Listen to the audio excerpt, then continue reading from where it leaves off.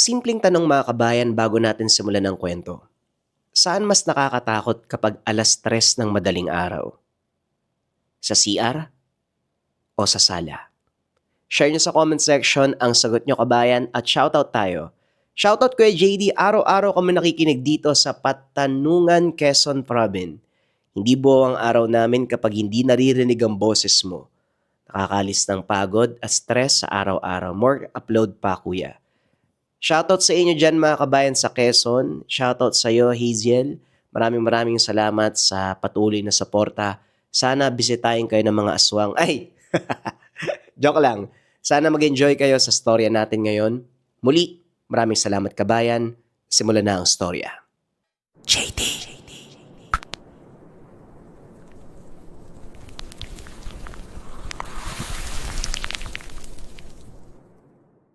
Ang kwentong ito ay hango sa totoong buhay.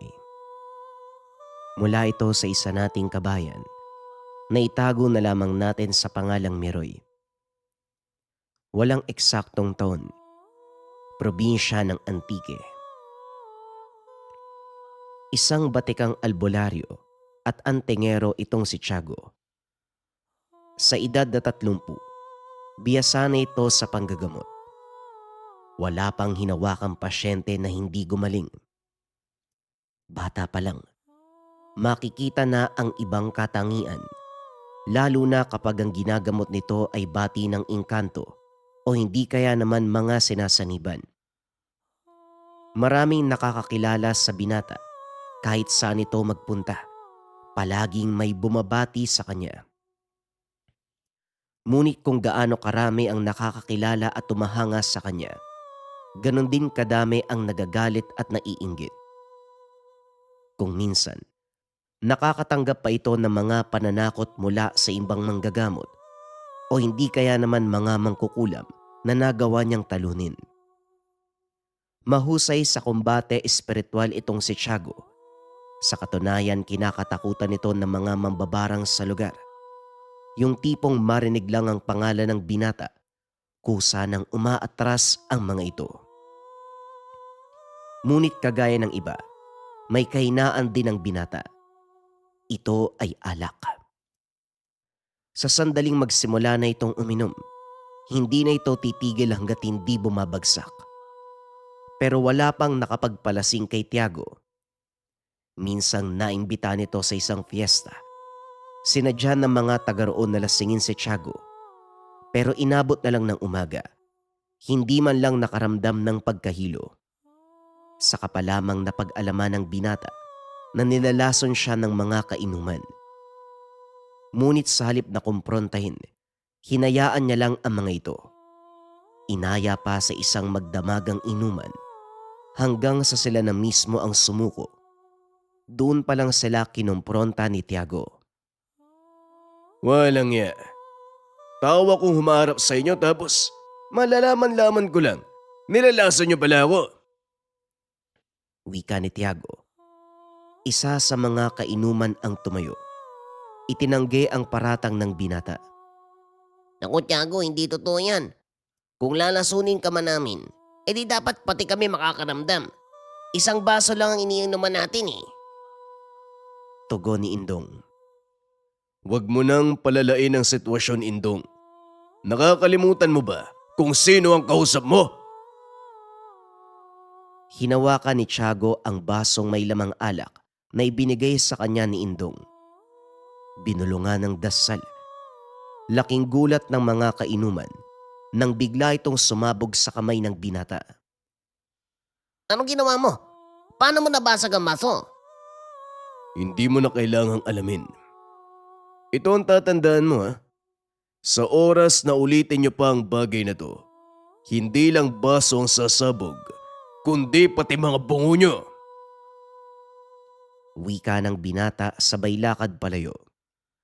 Walang sino man ang nangangahas na harapin si Tiago dahil maliban sa kakaibang husay nito sa kumbate espiritual, magaling din makipaglaban ng mano-mano. Bago ito maging manggagamot, kilalang basagolero sa paaralan itong si Tiago. Nahinto lang sa pakikipag-away nang mamatay ang kanyang ama. Ngunit kahit hindi na ito kagaya ng dati, hindi pa rin nawawala sa mga taong nakalaban nito ang takot. Bukod sa panggagamot, mahilig din mangolekta ng mutya ang binata. Madalas itong nagpupunta sa mga antingero upang manlimos sa mga mutyang magustuhan. O hindi kaya naman, siya mismo ang kakalap ng mga ito. Isang mutya ang nasa pangangalaga ng binata na kailanman hindi niya kayang pasunurin. Ito ay ang mutya ng narang ipinamana ng ama. Binibigyan siya ng proteksyon ng mutya. Ngunit ni minsan, hindi niya ito magawang utusan. Ilang aswang at engkanto na ang nakalaban ng binata gamit ang kakayahan ng mutya ng nara.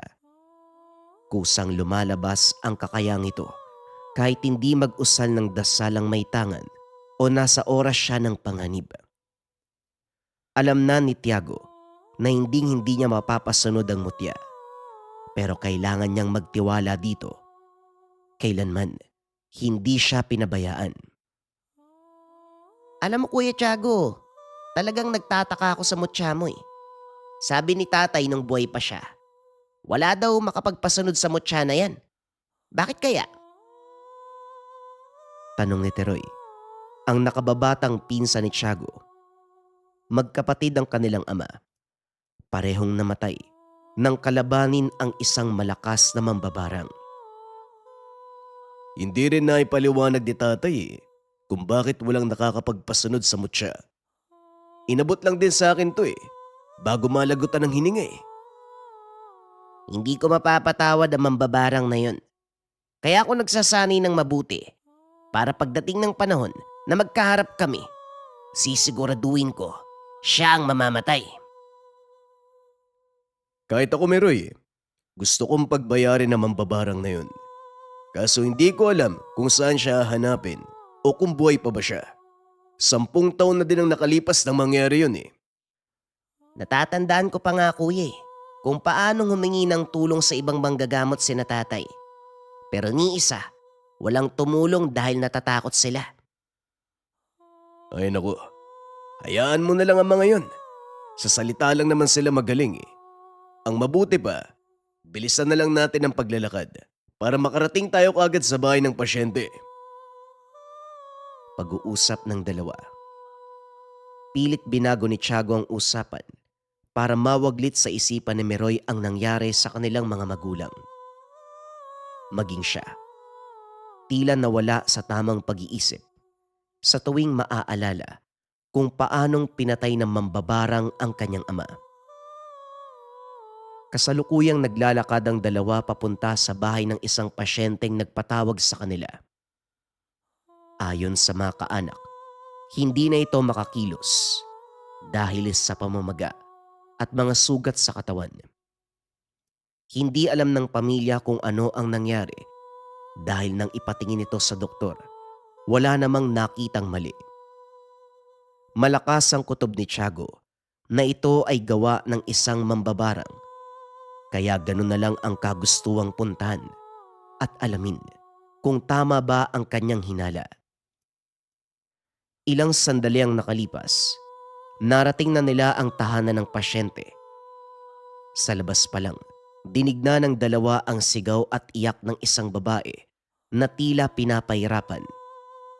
Isang lalaki ang lumabas at sinalubong silang dalawa. Ikaw ba si Tiago? Ay hindi po. Ito po si Tiago. Wika ni Meroy habang nakaturo sa pinsang nakatalikod. Mabuti naman at nakarating na kayo. Pakiusap tulugan niyo ang anak ko. Lalo siyang pinahihirapan ng karamdaman niya. Hindi ko na kayang tagalan pa ang pagdurusa niya Pakiusap. Kung wala din kayo magagawa, hilingin ko sana. Patayin niyo na lang siya. Wika ng lalaki. Biglang hinatak ni Tiago ang kwelyo ng damit nito at tumugon. Sira ulo ka ba? Pinatawag mo kami para mabuhay ang anak mo. Pero ngayon ang hiling mo sa amin, patayin na lang siya. Pasensya na. Awang-awa na ako sa anak ko Hindi ko na alam kung anong gagawin.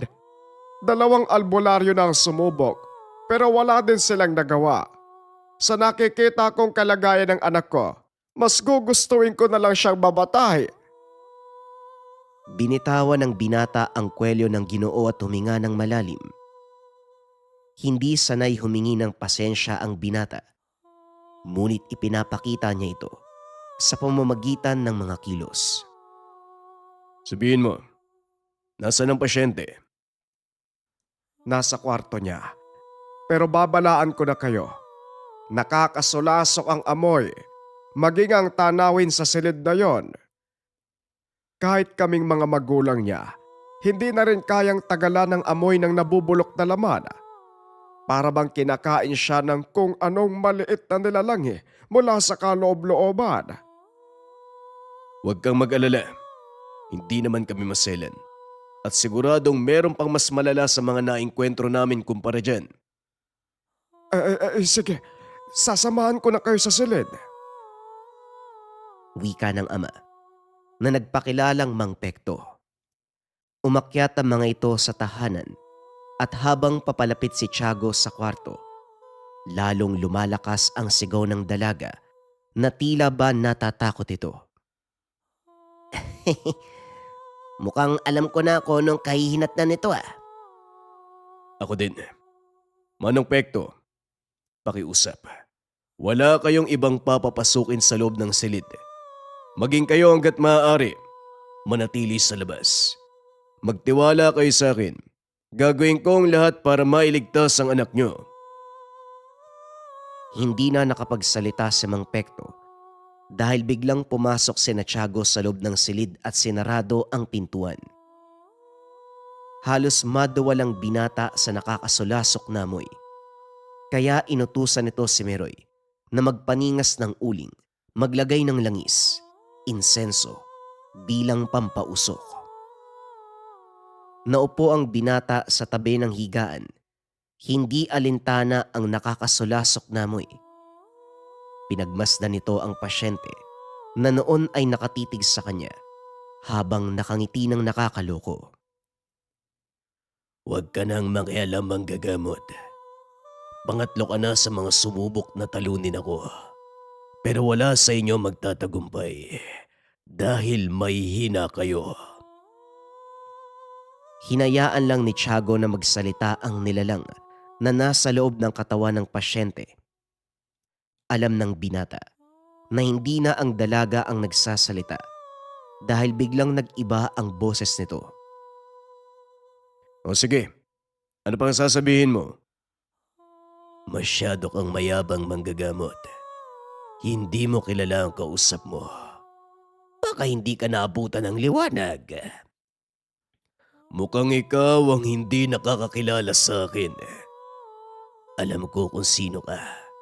Isa ka lang din sa mga huwad na nagkukunwaring malakas at maraming alam. Pero ang totoo, salapi ang habol mo. Mukhang ang hindi mo ko kilala. Pues, magpapakilala ko. Biglang idinikit ni Tiago ang daliri sa noo ng pasyente. Naglupasay ang pasyente. Agad ding tinanggal ni Tiago ang daliri. Paragawa mo na. Huwag mo na gulitin. Masakit. Wika ng nakasanib. Bagyang natawa ang binata sa narinig nito na pagmamakaawa ng nilalang. Ngayon siguro alam mo na kaya kitang patayin. Gamit lang ang daliri ko. Ako naman ang magtatanong. Sino ka? At ano ang kailangan mo sa babaeng ito? Kung hindi ko lang din siya mapapakinabangan, mas mabuti nang mabulok ang kanyang katawan.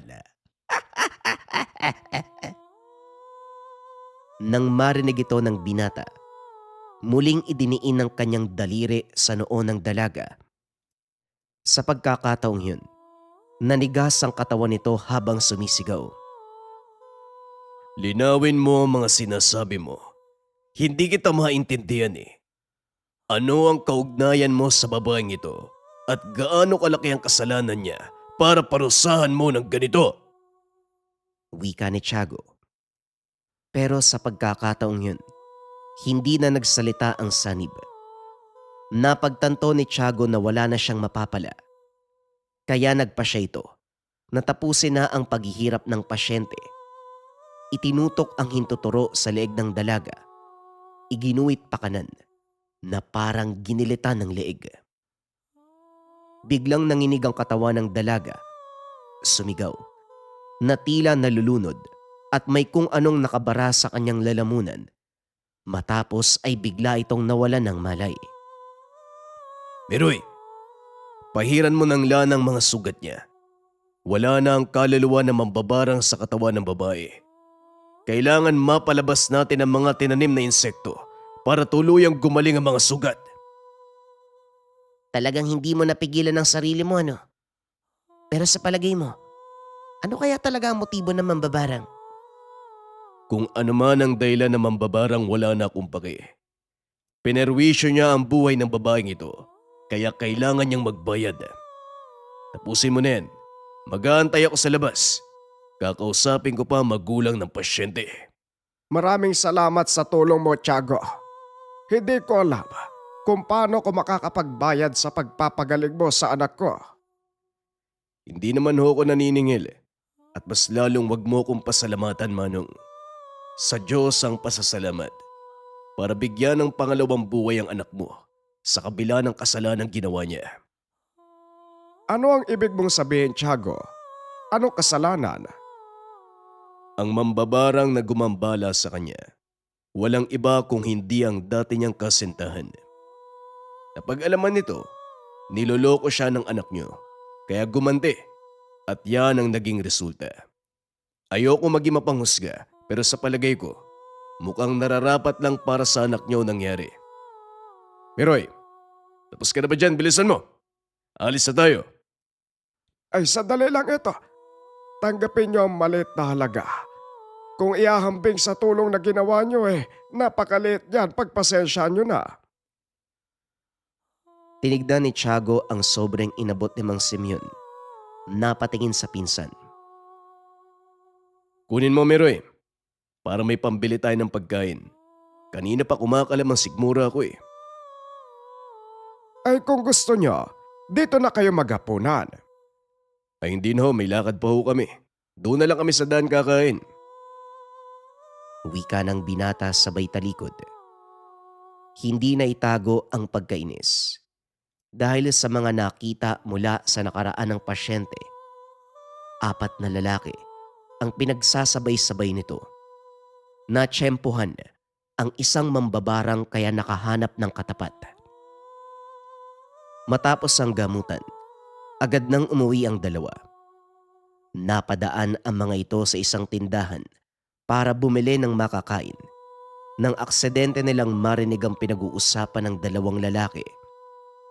Batay sa itsura ng mga ito, sila ay mga sundalo. Mukhang hindi na natin mahanap ang taong yun sa rento. Gabi na eh. Wala na tayong mapagtatanungan tungkol sa kanya. Wika ni Bartolome. Hindi maaari, Bartolome.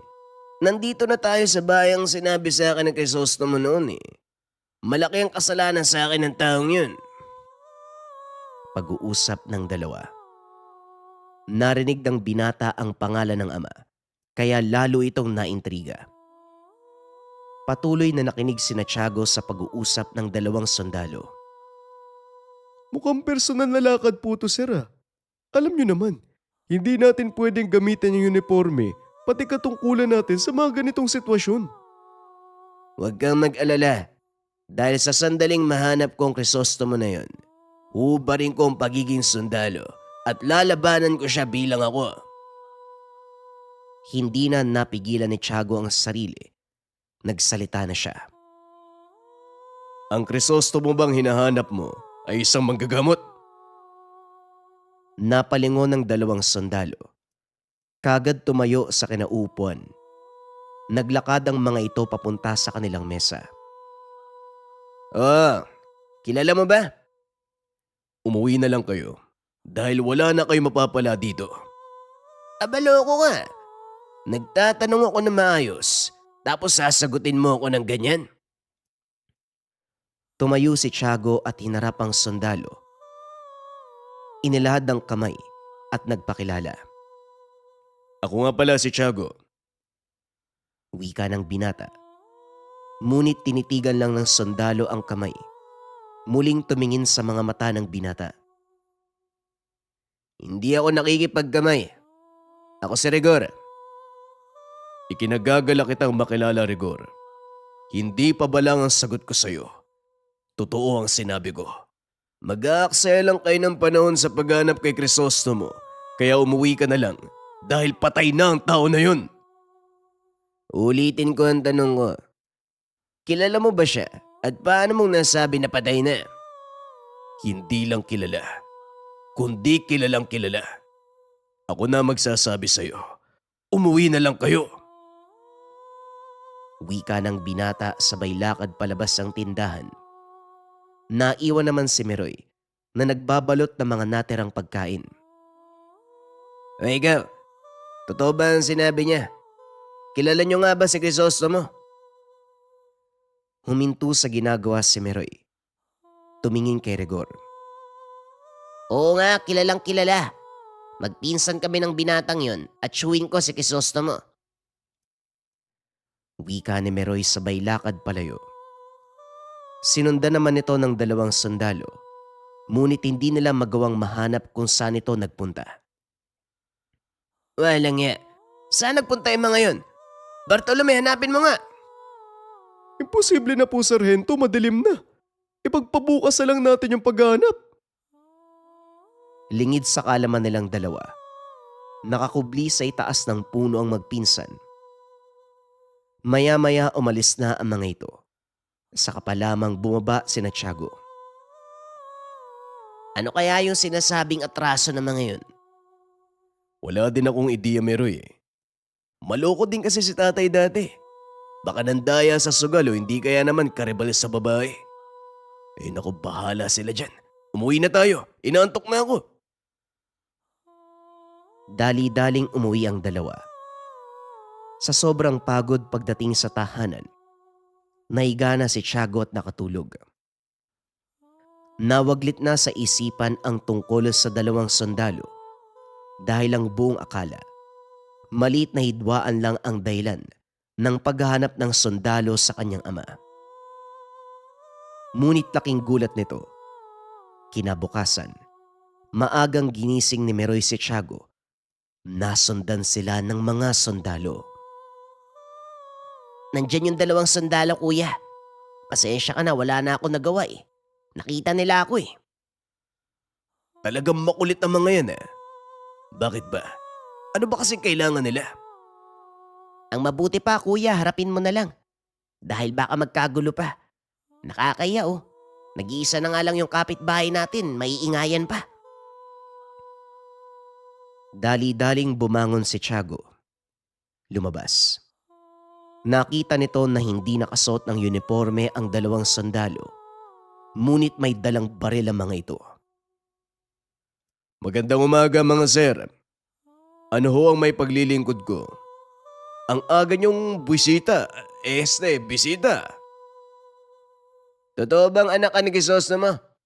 Hindi ba sinabi ko na sa'yo kagabi? Kung ganun, totoo ngang ikaw ang nag-iisa niyang anak.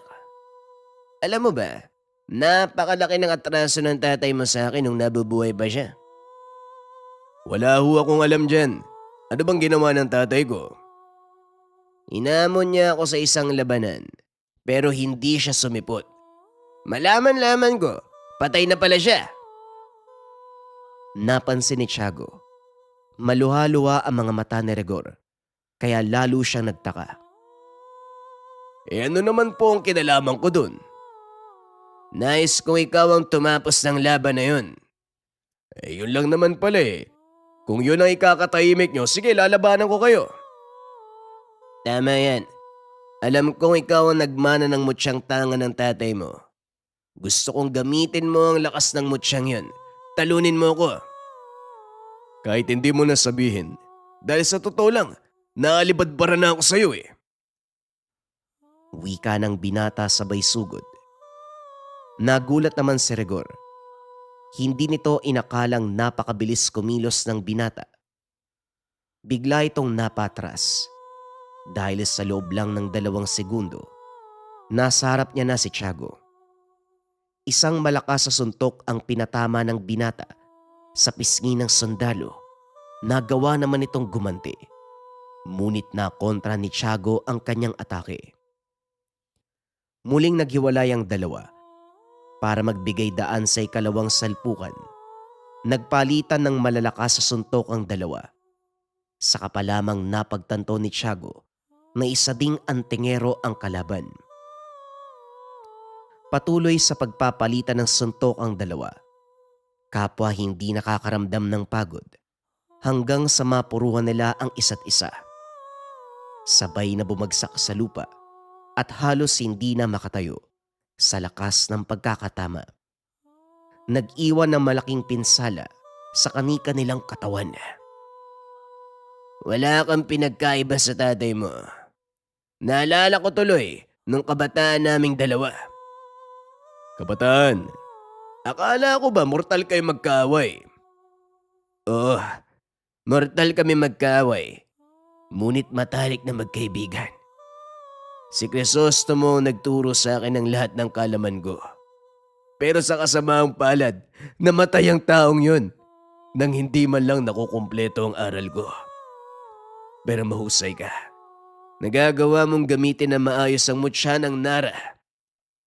Diyan ka nagkakamali. Kusang gumagalaw ang gabay ng mutya kahit walang pahintulot mula sa akin.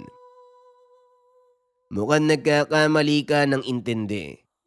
Hindi kumikilos ng walang pahintulot ang gabay ng mutya ng Nara. Kumikilos ito nang naayon sa kanyang nararamdaman. May sariling isip ang gabay, kaya alam niya kung kakailanganin mo ng tulong o gagamitin mo lang siya para sa personal na pangailangan. Tama ang pasya ng tatay mo na ipamana sa iyo ang mutya na yan. May mabuti kang puso. Kahit hindi man nalata sa panlabas, kusa ito nagpapakita sa sandaling kailangan. Maraming salamat sa iyo, Tiago. Isang bagay pa. Maaari mo ba akong dalhin sa puntod ang iyong ama? Dinala ng binata si Rigor sa libingan ng ama para magbigay ng huling paalam. Pagkatapos ay umalis na ito kagad. Saka pa lamang naunawaan ni Tiago ang lahat ng tungkol sa kanyang mutya. Simula noon, hinayaan niya ang gabay ng mutyang gawin ng nararapat. Ipinagpatuloy ng dalawa ang kanilang panggagamot. At sa pagdaan ng panahon, lalong napag-ibayo ni Tiago ang kanyang kakayahan dahil naunawaan nito ang dahilan kung bakit walang kinikilalang Panginoon ang tanga na mutya. May sarili itong utak upang hindi magamit ng masasamang tao sa maling paraan. Tanging mga karapat-dapat lamang sa kapangyarihan ang binibigyan ng lakas ng mutyang ito upang makatulong sa mga nangangailangan.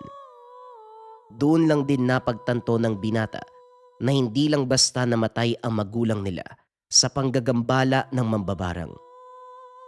Nararamdaman niya na kusang kumilos ang mutya upang pagbayarin ito sa kasalanang nagawa. Ang mutyang ito ay may tuturing na bibihira, ngunit napakalakas. Ang mutya na walang kinikilalang Panginoon o mas kilala sa katawagan na mutya ng Nara.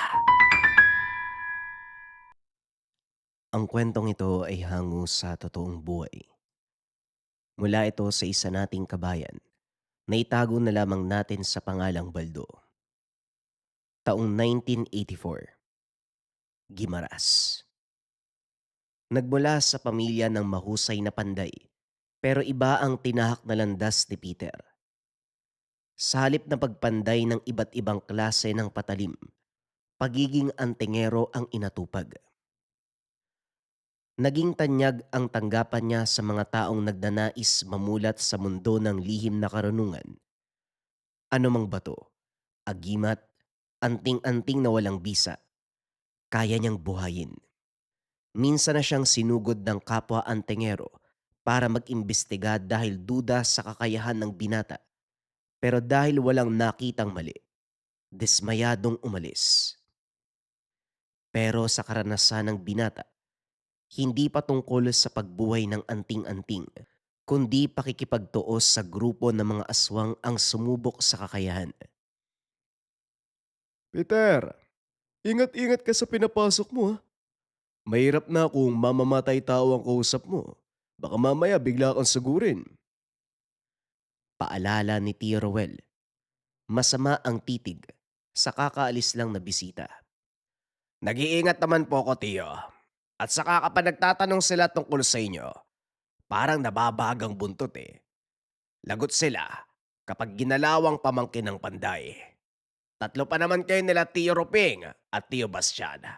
Ako, may katawang matatadtad kapag nagkataon. Tugon ni Peter. Yun na nga eh, baka mamaya lalo pang magalit sa ideya na tatlo magpoprotekta sa'yo.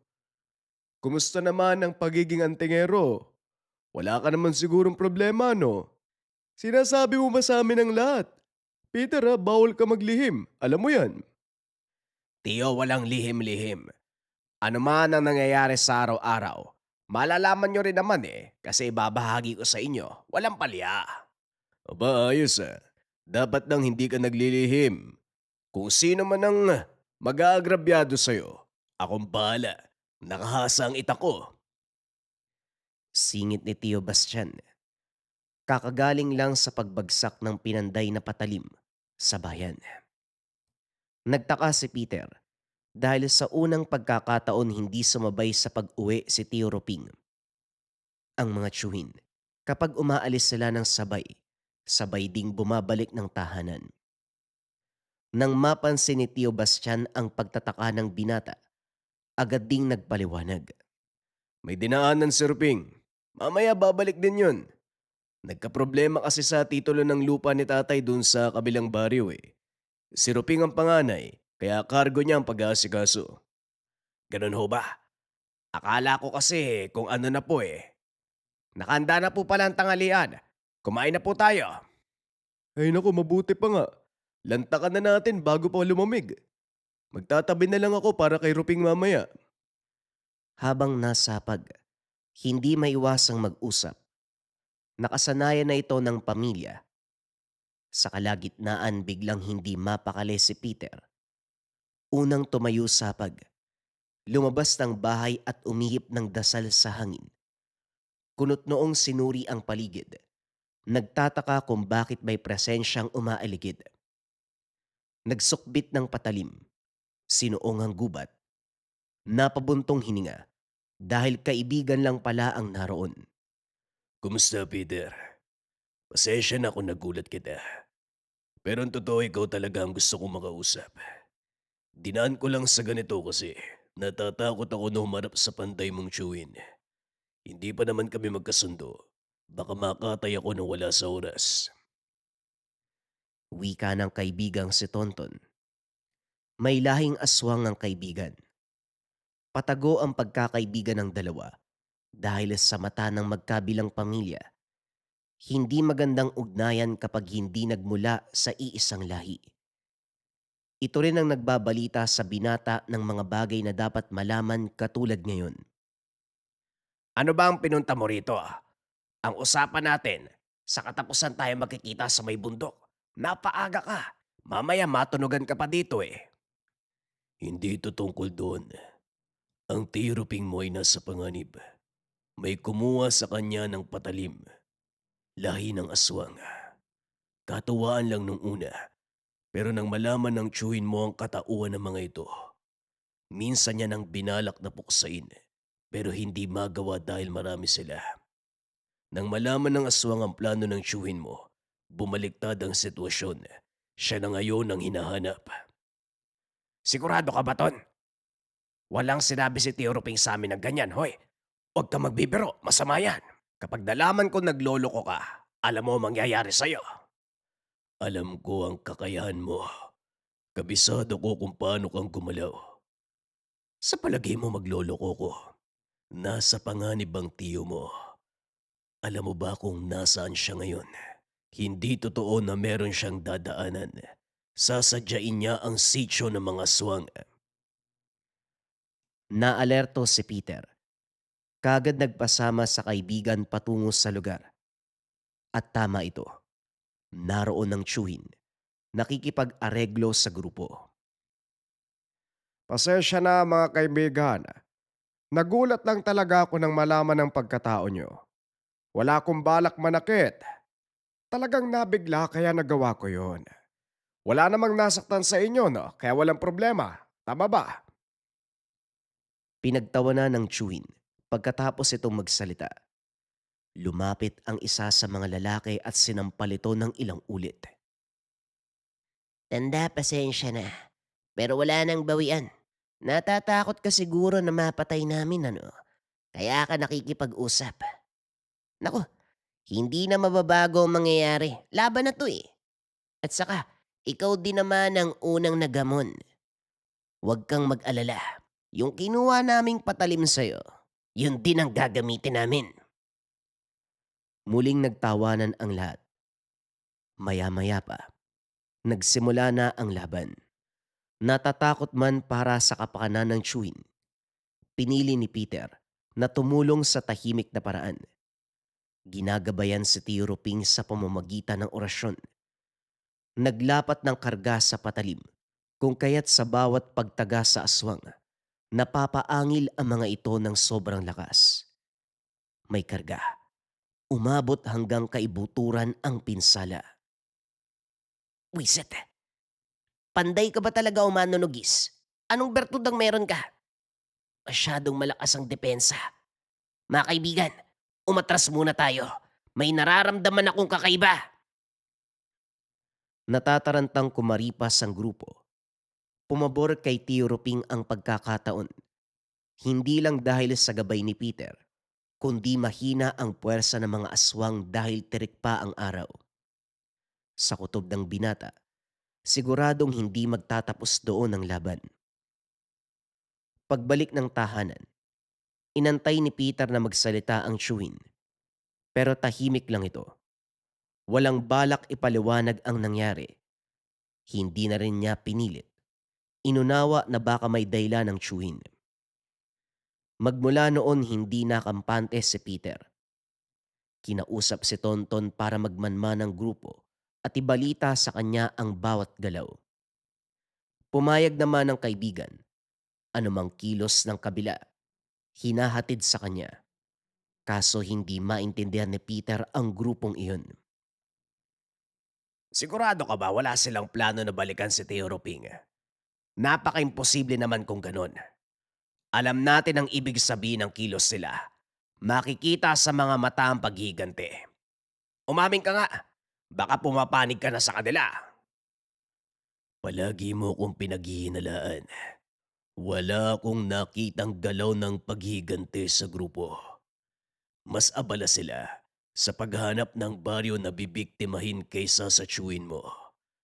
Baka napagtanto nila na hindi naman ganong kahalaga ang paghabol kay Ruping. Posible pero hindi ako kumbinsido. Damang-dama kong kagustuhan nilang patayin si Tio, tapos biglang hindi na interesado. Yung lalaki na nagsalita nung araw, sino ba yon? Siya si Baldo. Sa impormasyong nakuha ko, marami na siyang napatay na albularyo. Pero wala akong ideya sa lakas niya. Hindi ko naramdaman ang puwersa. Pwede ko naman siyang subukan para malaman natin. Isang salita mo lang gagawin ko. Napaisip si Peter. Matapos ang ilang minuto, pumayag sa mungkahi ng kaibigan. Para malaman niya ang puwersa ng kalaban, binigyan ng gamit si Tonton na magsisilbing daan para magkaroon ng ideya sa nangyayari kahit hindi aktwal na nakikita ang pagtutuos. Sa pagsapit ng oras, dinama ni Peter ang bato na nagbigay senyales. Damang-dama mula rito ang puwersa ng kalaban. Hindi inasahan na ganong kalakas si Baldo. Sa tingin niya kasi nung araw, isa lang itong hambog na walang maibubuga. Subalit nagkamali siya. Nang mapansin na matatalo si Tonton, nagpadala ng palipad hangin. Saka lamang nakainga ng makatakas ang kaibigan. Dumating si Tonton, hinihingal at maraming sugat. Pero nakuha pang ngumiti dahil hindi lang pinsala sa katawan ng dala. Tama ang pakikipaglaban natin dahil napatay ko ang isa sa alaga niya. Narito ang ulo ng Sigbin. Sigbina ng aswang na yun.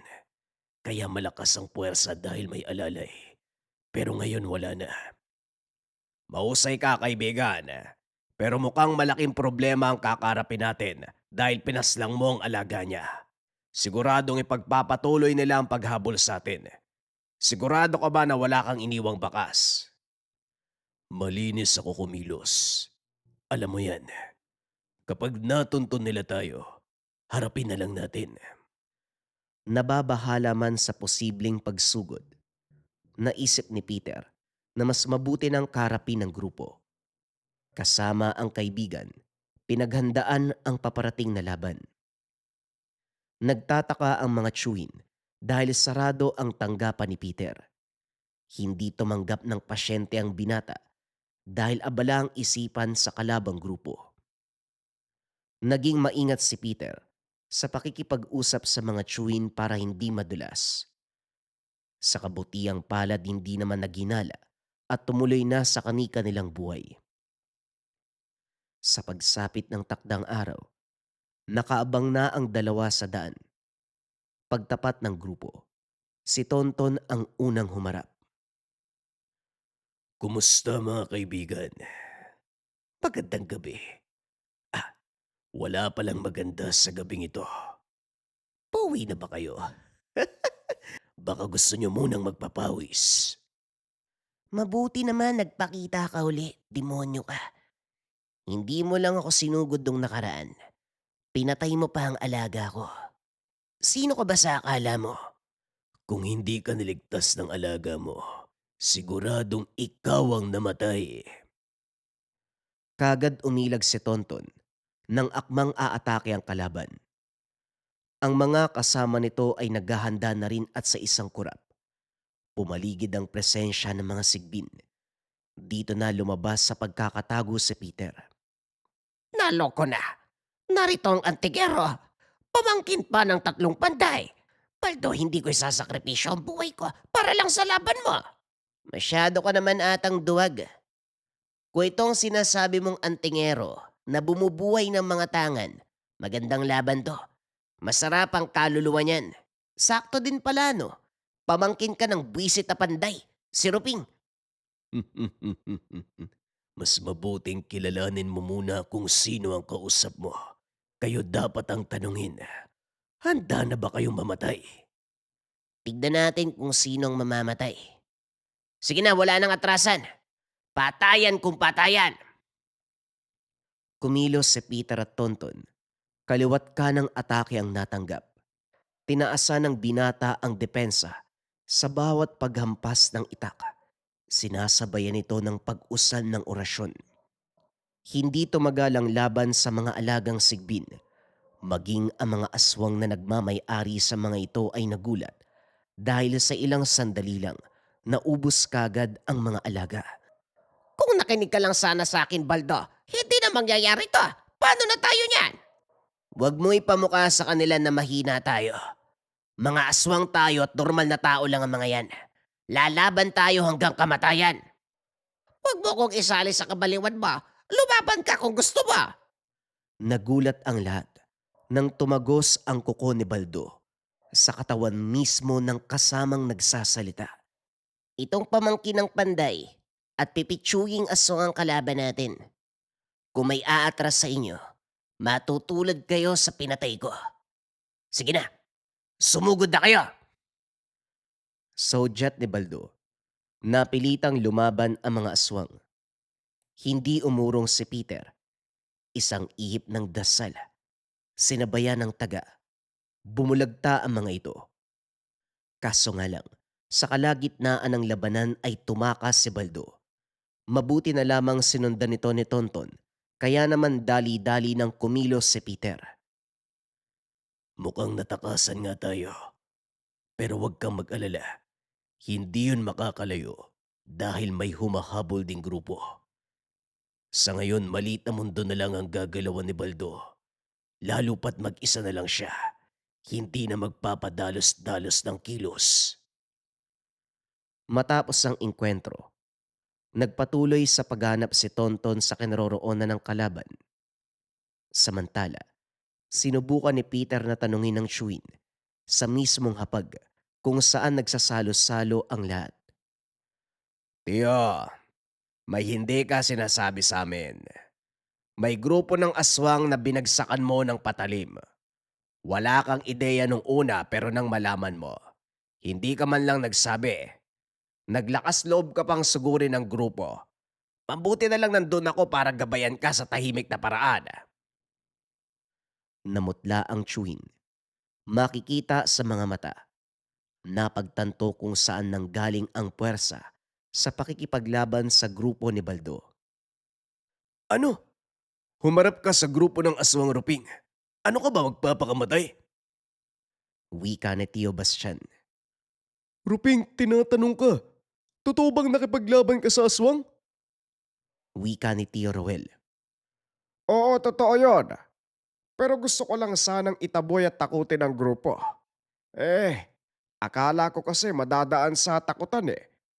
Nagkamali ako. Kung sa'yo galing ang puwersa, Peter, maraming salamat. Pero bakit hindi po kayo nagsabi? Napakadelikado nun. Kung wala ako, siguradong namatay kayo. Ang isipin na lang natin, yung mabuti, buhay ako. Maswerte ka dahil tirik ang araw ng mga sandaling yon. Mahina sila kapag umaga. Hindi magpapadalos-dalos ng kilos. Buti nga, hindi din ako napansin noon eh. Teka, sandali nga. Naiintindihan ko naman na isa kang antingero, Peter. Pero sa tunog mo ngayon, marami kang alam ah. Parang nakaharap mo na yung grupo. Huwag mo sabihing nakikipagtus ka na. Napapansin ko nitong nakaraan, palagi kang wala sa tahanan. Hindi ka rin tumatanggap ng pasyente. Oo, tiyo. Nakalaban ko ang grupo ng aswang dahil gusto ko silang personal na makaharap. Nasubukan ko ang lakas sila. Hindi makakaila na may bangis at tapang. Napatay ang grupo, pero may isang nakatakas. Ang sabi ni Tonton, hindi makakalayo dahil hinahabol na ng iba niyang kalahi. Gayunpaman, malaki ang tsansa na anumang oras sasalakay kay Tio Ruping, lalo na kapag nakita siya mag-isa. Payo ko lang, Tio, huwag ka muna masyadong lumabas. Hulaan ko yung tinutukoy mong Tonton. Yan pa rin yung aswang na binata, no? Aba, dapat dalawa kayong sermonan ni Ruping eh. Mawalang galang na ho sa inyo. Pero sa susunod na ang sermon, may mas malaki tayong problema. Kagad tumayo si Peter nang makita si Tonton.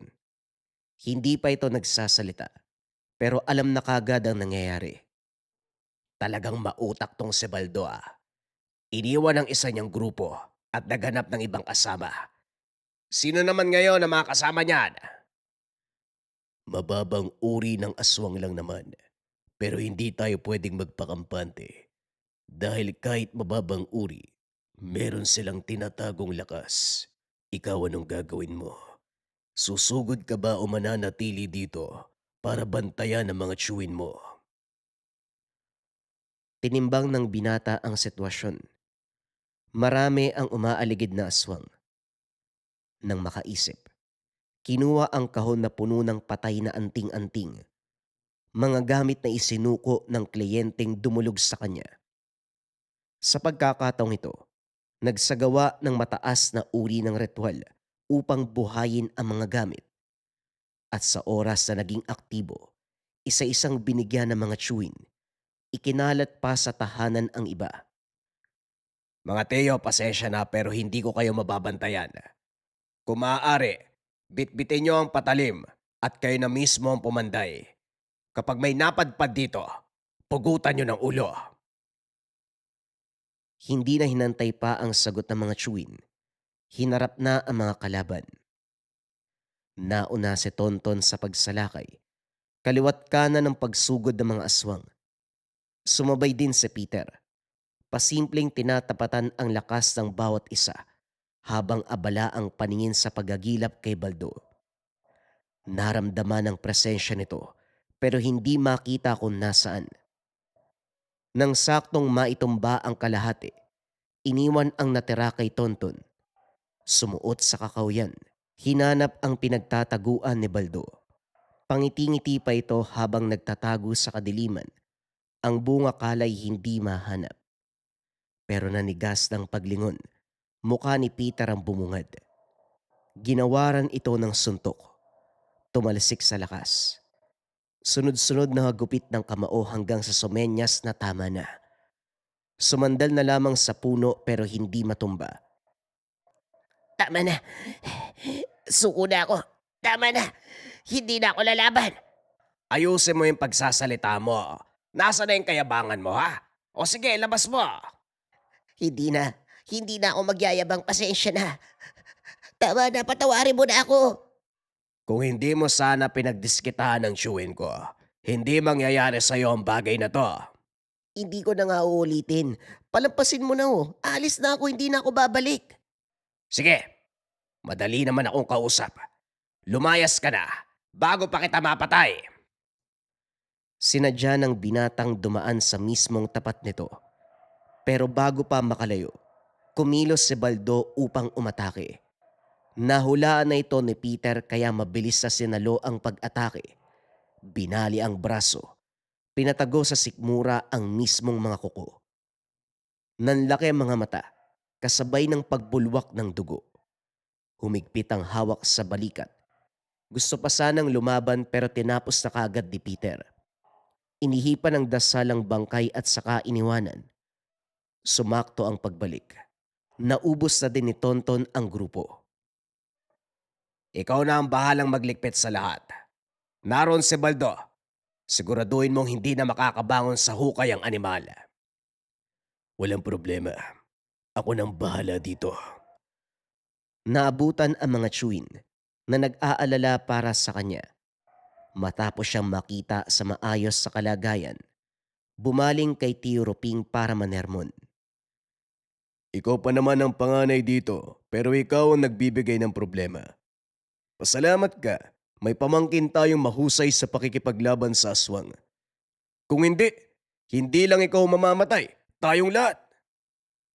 Ayos lang sana kung tambay sa kanto katulad nating pandayong kalaban eh. Kayang-kaya natin yun eh. Pero aswang nako, mahirap yan. Tama na ho yan. Hindi naman gusto ni Tio Roping ang nangyari. Nagkataon lang. Hindi niya alam na aswang ang grupong yun eh. Kumakayod lang para kumita sa pagpapanday ng patalim. Tapos na rin naman. Wala na tayong dapat sisihin. Matapos ng kaganapan, hindi na nasundan ang ganong kalbaryo. Tuloy-tuloy na rin sa pagtanggap ng kliyente si Peter. Nakatuon ng pansin sa pagpapayo ng nararapat gawin, lalo na sa mga baguhan sa larangan. Naging alamat ang kanyang pangalan. Maraming taong natulungan. Si Peter, ang pamangkin ng 3 panday at may isang kaibigan na aswang. Ang kwentong ito ay hango sa totoong buhay. Mula ito sa isa nating kabayan na itago na lamang natin sa pangalang Dante. Taong 1989. Sorsogon. Lumaki si Dante na tinitingala ang tiyahin dahil sa kausayan pagdating sa panggagamot. Nalulunasan ang anumang karamdaman, barang, kulam, biktima ng aswang, palipad hangin at iba pa. Sa lugar tahanan nila ang dinadagsa ng nangangailangan ng gamot. Si Tia Meding ang tipo ng tao na hindi nagpapabayad, kung kaya't marami ang lumalapit. Ang pamamaraan ni Tia Meding nakadepende sa karamdaman ng biktima. Kung barang din ang gagamitin para lunasan.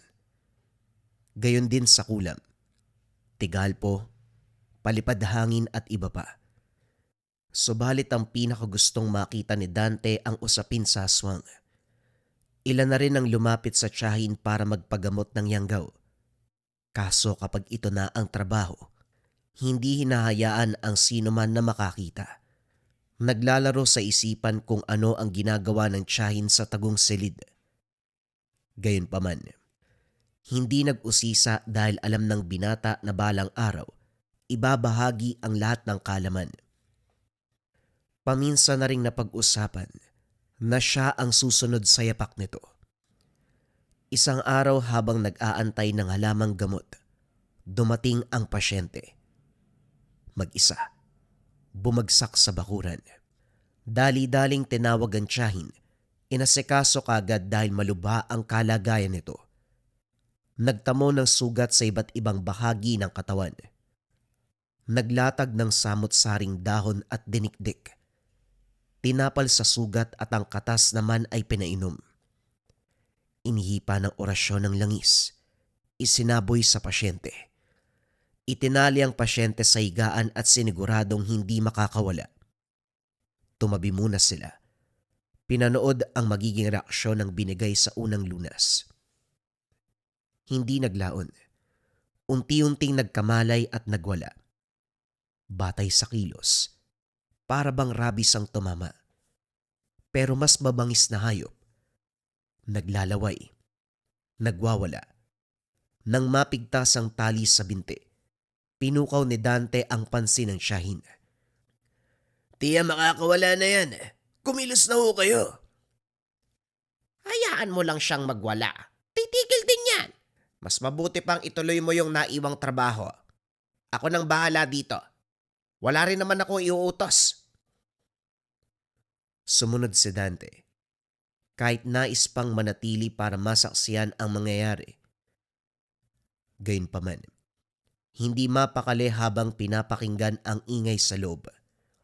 Nag-aalala sa magaganap dahil ang pasyente ngayon ay marahas ang kilos. Kahit sabihin pang marunong si Tia Miding sa paglunas sa ganitong karamdaman, hindi maiwasang mag-alala sa mga posibilidad. Nagmamadali ang binata sa pagbalik. Pero nang kakatok na sana, narinig ang usapan sa loob. Nagkita din tayo sa wakas, Miding. Ilang taon na ako naglalakbay.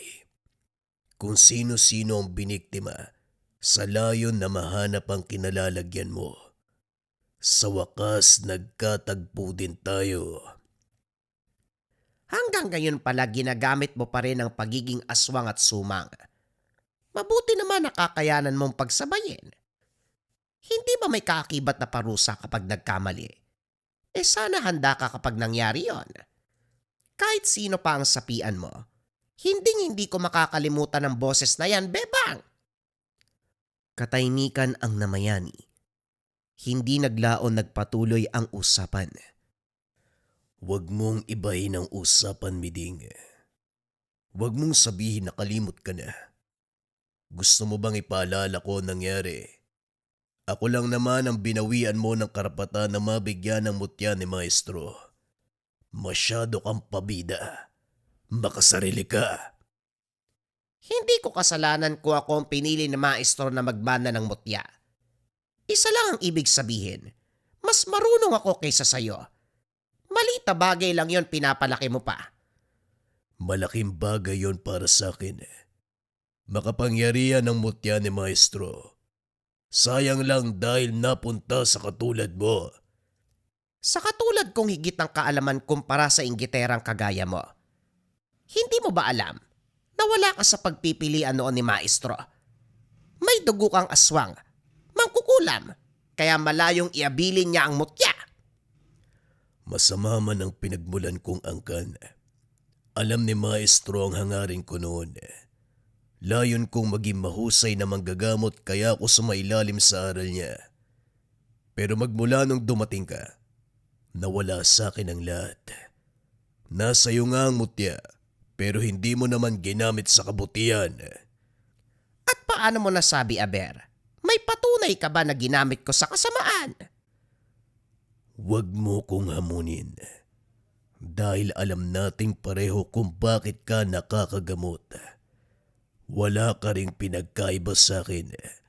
Pumanig ka sa kaliwa. Pumanig ka sa kadiliman. Halakhakang pumuno sa bawat sulok. Bigla itong natigil ng sinunda ng hiyaw. Nagmamadaling pumasok si Dante sa pag-aalala. Laking gulat nang maabutan ng tiyahin na nakatitig sa pasyente. Nagtamo ito ng maraming saksak. Wala na ring buhay. Hindi nakakilos ang binata. Pinoproseso sa isipan ang nangyari. Nang magsalita ang tiyahin, sumunod siya sa bawat utos. Matapos mag-orasyon, binalot ang katawan at saka kinarga sa kariton. Hinila patungo sa malayo. Pinaanod sa sapa. Nagliliyab itong hinatid ng tanaw. Pagkatapos ay nagbago ang kilos ni Tia Meding. Tumigil sa panggagamot. Sinarado ang silid tanggapan. Panay tanong si Dante pero hindi sumagot ang tiyahin. Isang araw, nagulat na lang siya nang turuan siya nito. Lahat ng kaalaman ay binahagi. Mula sa panggagamot, orasyon, ritual, dasal at iba pa. Nagbigay ng mataas na uri ng bato na kung tawagin ay mutya. Walang binanggit na eksaktong pangalan. Masyadong mabilis ang kaganapan. Hindi nabigyan ng pagkakataon ang binata na magtanong. Lumipas ang araw, bigla na lang nawala si Tia Meding. Inakala na nasa bayan lamang ito pero dumaan ang ilang linggo. Hindi mo balik. Wala nang balita hanggang sa mahabang panahon ng lumipas. Sinubukang hanapin subalit walang bakas mula sa tiyahin. Maging ang kaanak, kakilala o kaibigan, walang nakakaalam kung nasaan. Hinalungkat ang mga gamit pero ganun pa rin. Walang iniwan na pwedeng magturo sa kinalalagyan nito. Naguguluhan ng binata kung ano ang ibig sabihin ng biglaang paglisan. Ni hindi man lang ito nagpaalam sa kanya. Sa pagpapatuloy ng buhay, inaasahan pa rin ni Dante na babalik ang tiyahin, gaano man katagal siyang mag-intay. Sa kabilang banda, ang binata ang pumalit sa pwesto ni Tia Meding bilang manggagamot. Maraming lumapit dahil nagawa ng binata na pantayan ang galing ng tiyahin. Sa tulong ng aral nito, lahat ng karamdaman ay nalulunasan. Isang hapon, tapos na sana ang oras ng panggagamot pero may dumating. Ang sabi ng kasama, bigla na lang itong nanghina. Maraming reklamo, maraming sakit sa katawan. Nang suriin naman ni Dante, kumpirmadong kulam ang dumapo na kung tawagin ay sumang. Isang uri ng kulam na kayang sumapi ang mangkukulam sa katawan ng biktima. Papahirapan, makakaramdam ng samot-saring sakit na kahit sa larangan ng medisina, hindi kayang ipaliwanag. Direkta sa kaloob-looban ang sumpa. Unti-unting sisirain ng kalusugan, hindi tatantanan hanggang sa malagutan ng hininga. Pinaiga ni Dante ang pasyente. Kasalukuyan itong walang malay, kaya sinamantala ang pagkakataon na masagawa ang ritual. Sa pagdiin ng daliri sa tagiliran, hindi na gumana ang atay at ibang parte sa loob. Delikado na rin ang lagay ng puso na anumang oras ay pwedeng tumigil sa pagtibok. Napailing na lang ang binata dahil kapag tumagal ang sumang, malaki ang tsansa na hindi na maagapan. Sa tansya niya, buwan na magmula nang tumama ang kulam. Upang malinawan at maging handa ang pamilya, kinausap at pinaliwanag. Sa kabutiang palad ang sagot ng pamilya, tanggap nila kung anuman ang mangyayari. Inilabas ng binata ang libreta. Nagsinde ng kandila. Nang simula ng pagbabasbas, bumalik sa uliratang pasyente. Masama ang titig. Nandura sabay halakak. Mula sa bibig nito, boses ng babae ang namutawi. Inalala ni Dante ang nangyari. Pero hindi ito boses ng nakausap ni Tia Meding noon. Binatang manggagamot, umaasa na malunasan ang kalagayan ng pasyente. Iho, ako na mismo magsasabi na sumuko ka na. Hayaan na lamang mabulok ang katawan nito. Alam kong alam mo sa iyong sarili na wala ng pag-asa, hindi ba? Sino ka? Anong kasalanan ng binata para kulamin mo? Hindi naman kailangan palagi na mayroong kasalanan. Minsan pwedeng katuwaan lang. Napabuntong hininga si Dante. Nagpipigil dahil alam niyang sinusubukan siya. Habang panay ito sa pagsasalita, inihanda ng binata ang libreta. Pinagpatuloy ang pagbabasa ng dasal.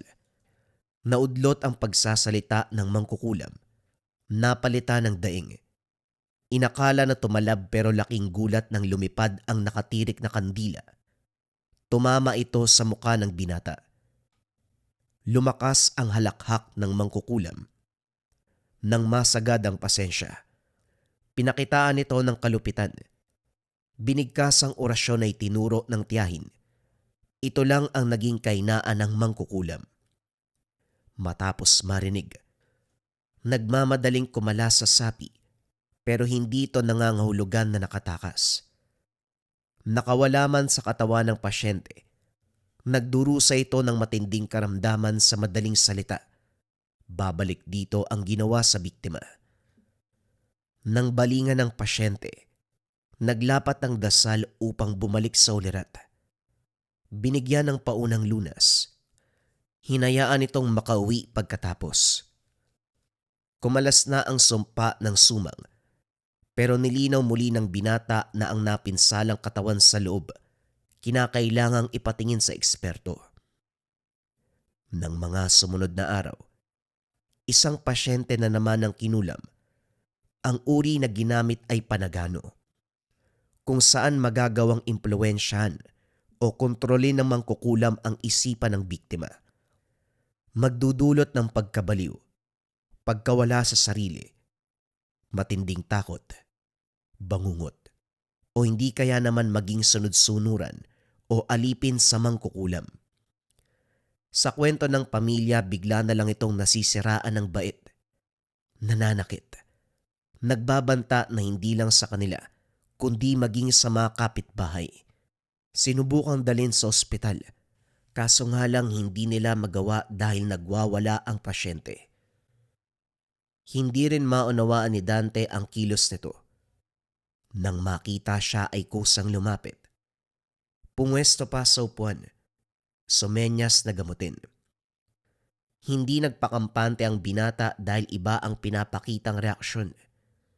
Malinaw sa mga mata na merong binabalak. Nang sila na lang ang nasa silid, kinausap ito ni Dante. Inunahan pa siya ng pasyente.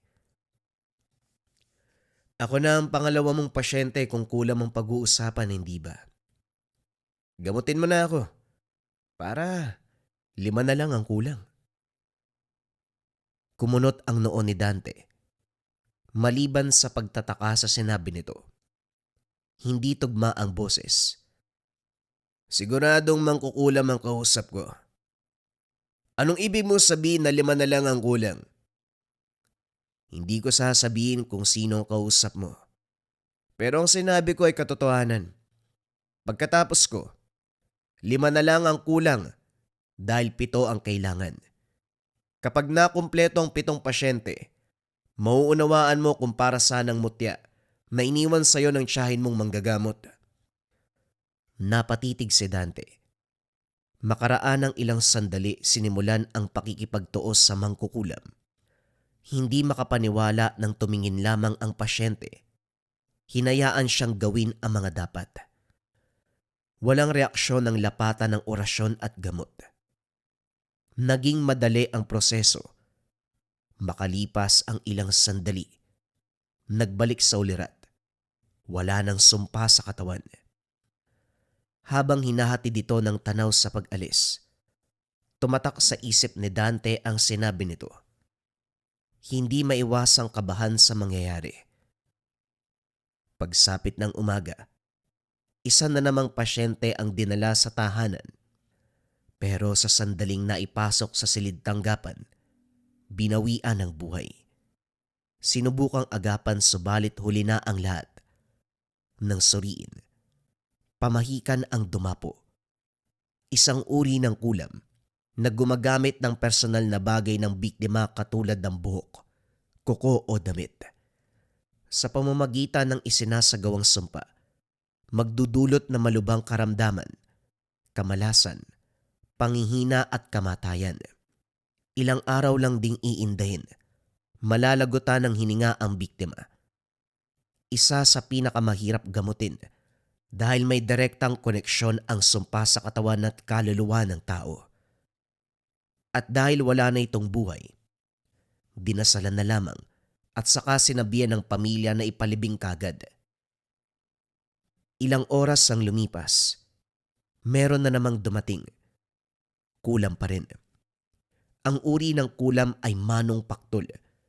Gumagamit ng manika, papel, o bagay na kawig ng katawan ng tao bilang kasangkapan sa kulam. Sa pamamagitan ng pagpako, pagtusok, o pagsunog sa ginawang representasyon ng biktima, direktang maapektuhan ang katawan ng taong isinumpa. Napinsala ng husto ang binti ng pasyente, puno ng bakas ng tusok. Maliliit ang butas pero ang abot hanggang kaluluwa ang epekto. Tulala na naman ang biktima. Sa tindi ng karamdaman, namanhid ang buong katawan. Nagsagawa ng ritual sedante, buhay na orasyon ang inilapat. Nang umepekto, may lumalabas na maliliit na uod sa bawat butas. Pagkatapos ng ritual, naubos na rin ang insekto at ang ugat ay unti-unting natuyo ang nana. Nilapatan ng gamot mula sa iba't ibang halaman. Makaraan ng ilang oras, bumuti ang kalagayan ng pasyente nang pwede na hinayaan itong makauwi. Sa kabilang banda, hindi maitago ang kaba ni Dante dahil sunod-sunod ang pasyente na kulam ang karamdaman. Sumagi sa isipan ang sinabi ng pangalawang pasyente. Hinalungkat ang mutya.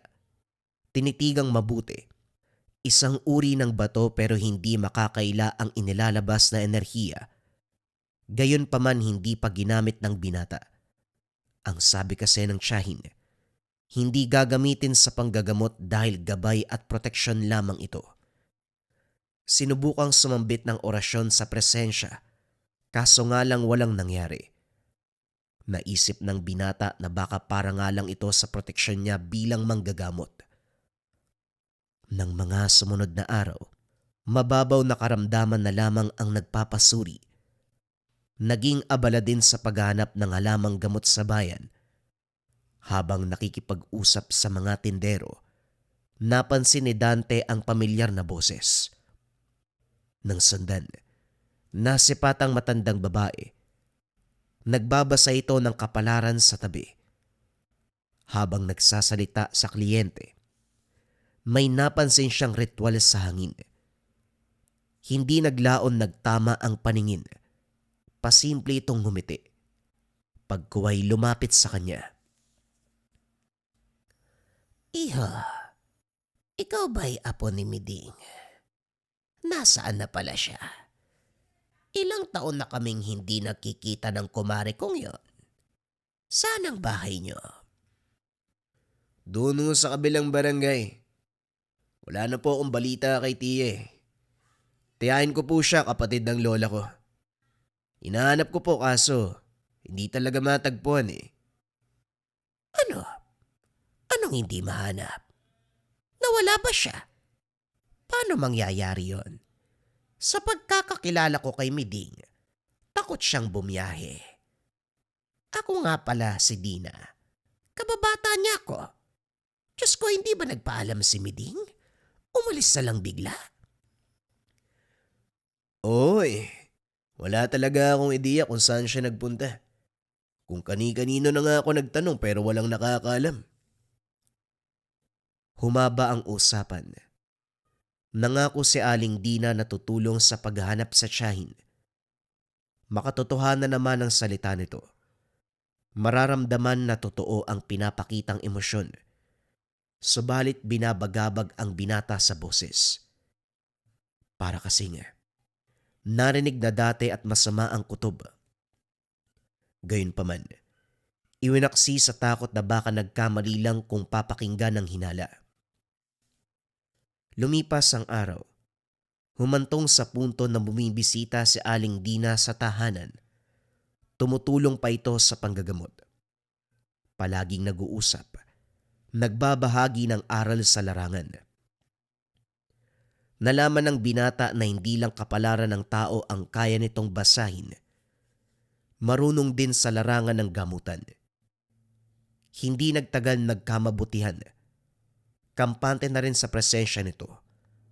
Sumasama sa tuwing susubukang hanapin si Tia Miding. Nang lumaon, may nakapagsabi na dumaan ang tiyahin. Batay sa tenderong nakakita, tulala ito. Nangihina at wala na sa sarili. Oras ng gabi ng mga sandaling iyon, kaya hindi rin namalayan kung saan ito nagtungo. Nang tignan ng lugar, puro kagubatan. Maraming magkakahoy at mga ngaso, pero wala ni isa ang nakatagpo sa tiyahin. Kawawa naman si Miding. Kung may dinaramdam siya, sana nanatili na lang sa bahay. Nariyan ka naman iho para magbantay. Meron kasing ugali ang tiyahin mo na ayaw makaperwisyo sa iba. Pero kung kalusugan ang pag-uusapan, hindi dapat yun ikahiya. Responsibilidad ng kaanak na mag-alaga. Ay nako, manggagamot din naman siya. Baka may mga usapin na kailangan si Tia Miding lamang ang haharap. Ang sa akin lang, sana sinabihan niya ako kung saan magpupunta para madalaw at makamusta. Hindi ganto. Nababaliw na ako kakaisip kung nasaan siya. Umasa na lang tayo na bumalik siya na nasa mabuting kalagayan. Hindi siya ang tipo ng tao na madaling sumuko. Kagaya ng sinabi mo, meron siyang rason kaya umalis. Pagbalik ng tahanan may pasyenteng nag-aantay. Biktima ng masamang orasyon na albularyong itim ang may gawa. Mahika negra ang ginamit. Kaalaman sa kaliwa. Nagpapahirap sa tao at unti-unting pumapatay. Karaniwan kumukuha ng sangkap mula sa sementeryo na kaanak ng biktima.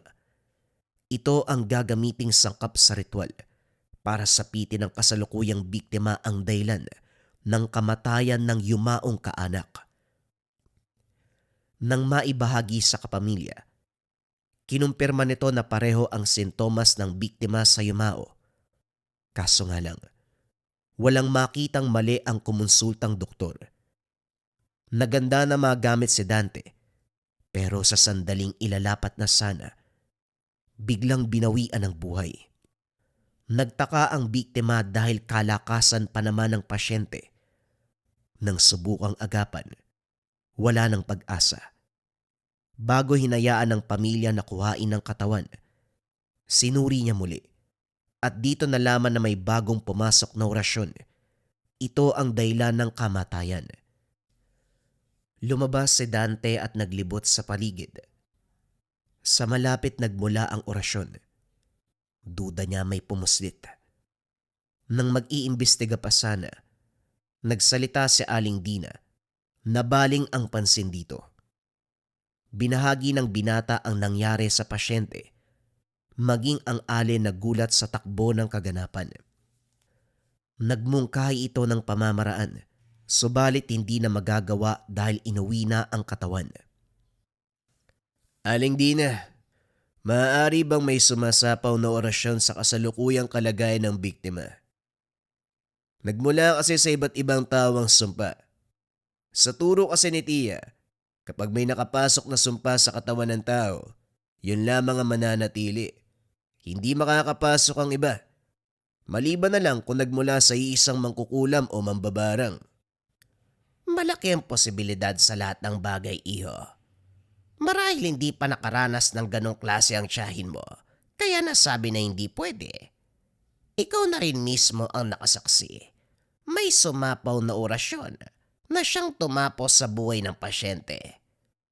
Huwag mo na ring isipin. Hindi mo kasalanan ng sinapit ng biktima. Sadyang matindi ang galit ng mangkukulam, kaya pinatay bago mo pa magamot. Kahit papano, nakainga si Dante sa pagdamay ni Aling Dina. Nang mga sumunod na araw, may pasyenteng sinugod. Barang ang iniinda. Ang tipikal na barang na kilala ng karamihan, mamanarangan. Gumagamit ng insekto o uod na sinisira at nagpapahirap sa biktima. Maga ang tiyan ng pasyente, nagkulay lila, at kahit dampilang ng daliri, lulubog na parabang wala ng lakas ang bahaging iyon. Kagad inagapan sa pamamagitan ng orasyon. Nagulat siya dahil mabilis kumalas ang sumpa na tila ba kusang sumuko ang mambabarang, kusa ding lumabas ang insekto sa bibig. Pagkatapos ng matagumpay na panggagamot, biglang sumagi sa isip ng binata ang sinabi ng pasyente noon. Sa bilang 6 na pasyente ang dumaan, pero barang naman ang huli. Kahit ganun, kinakabahan pa rin si Dante. Nang hindi mapakali, binahagi kay Aling Dina sa sandaling binanggit ang mutya. Napatitig ito sabay hiling na makita. Nakita ko rin ang mutya na madalas ibahagi ni Miding noon. Makapangyarihan ang mutyang ito. Proteksyon at kayang ilaban sa anumang klase ng barang at kulam. Pagmamay-ari ng maestro niya noong nag-aaral pa lamang sa larangan. Wala akong alam dyan, iho. Manggagamot din ako, pero wala akong ganyang gamit. Huwag kang mag-alala. Magtatanong ako, baka sakaling may makuwang impormasyon. Huwag ka na masyadong mag-isip. Makakasira yan ang kalusugan. Wika ni Aling Dina, sabay balik ng mutya. Tinapik siya ng 3 beses sa balikat. Sa paglipas ng linggo, nagtataka si Dante dahil wala ni isang nagpagamot. Araw-araw siyang naganda bilang parte ng nakasanayan, pero walang dumating. Hindi nag-isip ng masama dahil hindi naman sa lahat ng pagkakataon may nagkakasakit. Subalit napansin ng binata na siya na mismo ay may iniindang karamdaman. Simpleng ubo ng una, pero habang tumatagal bumabara ang plema dahilan sa hirap ng paghinga. Hindi lang yun. Biglang bumagsak ang kalusugan na kahit ang pamamaraan sa gamot ay walang epekto. Nang suriin ang sarili, natukoy na kulam ang dumapo. Sa ginawang ritual malinaw ang lumabas na resulta. Mangdidikit. Klase ng kulam na naipapasa ang sumpa sa pamamagitan ng simpleng pagtapik o paghawak sa biktima. Makakaranas ng kamalasan, magdurusa ng karamdaman. Wala rin itong ibang layon kung hindi patayin ang biktima. Inilabas ni Dante ang libreta. Sisimulan na sanang basahin ng dasal para mapigilan ang paglala ng kalagayan ng dumating sa Aling Dina. Nagulat ang binata dahil hawak nito ang mutya na iniwan ng tiyahin. Sa pagkakatanda, itinago pero ngayon nasa kamay ng Ali. Tama nga ang sinabi ng kakilala ko. Kung hindi mo makukuha sa tiyahin, subukin mong kunin sa pabangkin. Hindi ko inasa na madali kang mauuto. Tama ang pagdududa mo sa akin.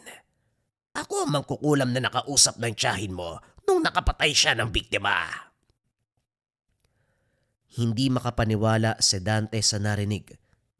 Naging alerto. Sinubukang bumigkas ng orasyon, pero nakontra kaagad. Hayop ka. Hindi ko akalain na malilin lang mo ko. Anong ginawa mo sa tiyahin ko? Saan mo siya dinala? Huwag mo kong sigawan dahil baka mabingi ako. Wala akong ginawa sa tiyahin mo. Oo. Sinubukan ko siyang tamaan ng ritual pero masyado siyang matigas. Kung aalis man siya, yon ay pagpapasya niya. Huwag mong isisi sa akin. O siya, pakikitunguan kita ng kabutihan kaya umayos ka. Hayaan mo kung kunin ang mutyang ito. Kakalasin ko ang sumpa sa'yo. Pero kung lalaban ka, papatayin kita ngayon. Narinig ko ang usapan nyo nung gabing yun. Tama nga si Tia. Inggit ka. Higit siyang mas mahusay kaysa sa'yo. Napabuntong hininga ang Ali. Galit ang bumukas sa muka. Hindi naglaon tumindi ang karamdaman ni Dante. Malinaw ang sagot mo. Kaya magpahinga ka sa kabilang buhay. Huwag mong kalimutan ay kamusta ako sa tiyahin mong inutil. Nang makalayo na, pasimpleng tumayo si Dante. Hindi inasahan na tatalab ang pagdadarma sa harapan ni Aling Dina. Sa katunayan ng subukan muli, nagawang tanggalin ng binata ang sumpa bago pa dumating ang Ali. Napansin niya ang presensya nito, kung kaya't umaktong naaapektuhan pa rin. Nagmamadali na rin sa pagsunod dito. Naabutan sa kalagitnaan ng gubat. Pakanta-kanta, habang nakatitig sa mutya. Huminto ito sa masukal na parte. May kung anong ginuhit sa lupa. Pagkatapos ay sinimulan ng ritual. Tahimik itong pinapanood ni Dante hanggang sa umabot sa punto na bumaling sa mutya. Laking gulat ng matanda. Hindi ito gumana. Sakalang lumabas ang binata para ipaalam dito ang nangyari. Nagkamali ka kung inakala mong ikaw ang marunong manlinlang. Marami na ako nakasalubong na tao na kagaya mo, kaya inaral ko kung paano maging tuso. Hindi naman pala mahirap. Nagawa kitang linlangin, masyado kang mangmang. Ano ang pakiramdam na bumalik sa'yo ang kasamaan mo, Aling Bebang? Pinalaan kita, iho. Huwag mo kung subukan kung ayaw mong malala ang sapitin mo. Bibigyan kita ng tsansa. Akin na ang mutya. Huwag mong akuin yan dahil mutya yan mula sa kaliwa. Ang layo niyan pagtibay ng kulam at barang. Isa kang manggagamot, kaya hindi mo rin magagamit. Ngayon lang naunawaan ni Dante ang kakayahan ng tiyahin. Nagmumula sa mutya ang lakas para kontrahin ng barang gamit ang barang, kulam gamit ang kulam. Ganon din ang iba pa. Gayunpaman, kahit namula ito sa kaliwa, hindi alintana ng binata. Para sa kanya, malaki pa rin ang naitutulong ng mutya sa tiyahin sa larangan ng panggagamot. Inilabas ang mutya. Sinimulang paulanan ng orasyon ng matanda. Hindi ito nakailag dahil mutya na mismo ang humagupit. Para itong kandila na unti-unting natunaw. Biglang nanlumo, bumagsak at hindi na nakakilos. Muling bumigkas ang dasal para sirain ang natitirang bisa ng taglay nito bilang mangkukulam. Pagkatapos nun, iniwanan sa kalagitnaan ng gubat. Napailing na lamang si Dante. Tama ang sinabi ng pasyente nung araw, kaso hindi inasahan na may kasamang barang at ang pangpitong biktima ay walang iba kung hindi siya. Mabuti na lamang nagawang agapan ng lahat sa tulong ng mutya. Tinitigang mabuti ang maliit na bato. Hindi maiwasang magpasalamat sa tulong nito. Lumipas ang panahon. Nagpatuloy pa rin sa panggagamot ang binata. Naging maingat sa bawat taong nakakasalamuha upang hindi na maulit ang nangyari sa kanila ni Aling Dina o ni Aling Bebang. Sa kabutiang palad, umayos ang lahat. Gayunpaman hindi pa rin nawala ng pag-asa sa paghahangad na mabalik si Tia Miding. Kapag nagkakaroon ng bakanting oras, hinahanap niya. Pero ganun pa rin ang nangyayari. Hindi matagpuan. Tinulog na rin sa otoridad, pero hindi pa rin nakita. Dumaan ang taon, dekada, tumanda na lamang si Dante. Wala pa ring balita tungkol sa tiyahin. Kahit ganun, umaasa pa rin na balang araw, uuwi ito sa kanilang tahanan. Habang nag-aantay, patuloy niyang hinahawakan ang iniwang mutya bilang alaala ni Tia Miding. Pero may kung ano siyang pakiramdam. Sa tuwing hinahawakan ng mutya, nararamdaman niya ang presensya ng tiyahin na para bang nangungusap ito sa kanya. Meron ding posibilidad na ang mismong kaluluwa ni Tia Miding ay nasa loob ng mutya.